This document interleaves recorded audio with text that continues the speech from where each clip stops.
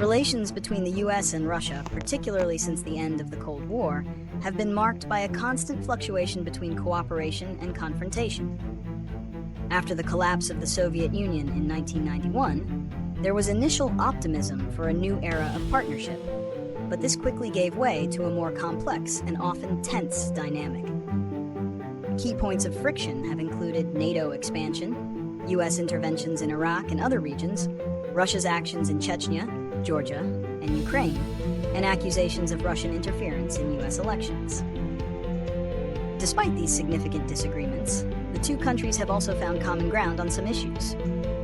They have cooperated on counterterrorism efforts, worked together on scientific projects like the International Space Station ISS, and engaged in critical dialogues on nuclear arms control to prevent a new arms race.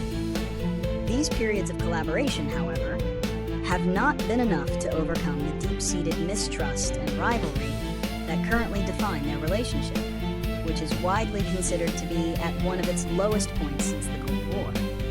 Bill Clinton, Vladimir Putin's first interactions with a U.S. president were with Bill Clinton, who was nearing the end of his term. Their meetings in the year 2000 were marked by cautious optimism. Putin, newly elevated to the presidency, presented himself as a reformer, and Clinton's administration was hopeful about the future of U.S. Russia relations. The leaders met on several occasions, including a visit to Moscow. Discussions covered topics from arms control to Chechnya, and Clinton expressed his support for Russia's move toward democracy and a market economy. These early meetings set a tone of potential cooperation, though underlying tensions were already present. George W. Bush. George W. Bush had a particularly extensive and complex relationship with Putin, meeting him more than any other U.S. president. Their first meetings, following the September 11 attacks, saw a period of strategic alignment on counterterrorism. Bush famously stated he had looked the man in the eye and got a sense of his soul. This personal rapport led to a relatively warm phase, including a visit to Bush's ranch in Texas. However, this early harmony deteriorated over time due to disagreements on NATO expansion, the U.S. invasion of Iraq in 2003, and missile defense plans in Europe. By the end of Bush's second term, the relationship had become significantly strained, though the personal connection between the two leaders seemed to endure. Barack Obama. The relationship between Putin and Barack Obama was largely defined by a period of increasing friction. Obama's presidency began with a reset policy aimed at improving relations, but this effort was short-lived. Tensions rose significantly after Putin's return to the presidency in 2012, and then plummeted following Russia's annexation of Crimea in 2014 and its support for separatists in eastern Ukraine.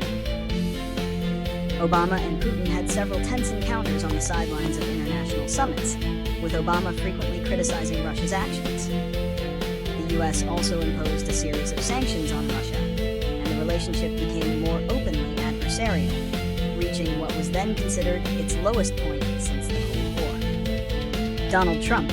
Donald Trump's relationship with Putin was a subject of intense domestic and international scrutiny. Unlike his predecessors, Trump often expressed a desire for a warmer relationship with Russia and appeared to question the findings of his own intelligence agencies regarding Russian interference in the 2016 U.S. election. Their most notable meeting was the Helsinki summit in 2018, where Trump's public comments were widely criticized. They met on numerous other occasions at international forums, but the ongoing investigations into Russian election meddling and the imposition of sanctions by Congress created a complex and often contradictory dynamic between the two leaders and their countries. Joe Biden. Joe Biden has met with Putin in person only once as president, in Geneva in June 2021. Their summit followed a period of intense public criticism from Biden, who had described Putin as a killer. The meeting was described as a direct and frank exchange, with both leaders outlining their starkly different views on issues like cybersecurity, human rights, and Ukraine. While there were no major breakthroughs, the summit established a framework for future dialogue on strategic stability and other matters. However, relations have since deteriorated further following Russia's full-scale invasion of Ukraine in 2022, with Biden leading a strong international coalition to impose sanctions and provide support to Kyiv. A new meeting between Vladimir Putin and Donald Trump is scheduled for next Friday, August 15th, in Alaska. The summit is highly anticipated, as it will be their first face-to-face meeting since Trump's return to the presidency.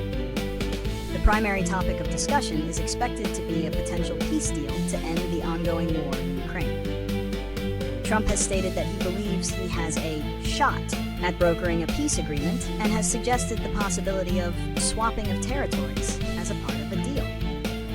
The meeting comes after a period where Trump's tone toward Putin has fluctuated, from expressing frustration with a lack of progress to threatening new sanctions.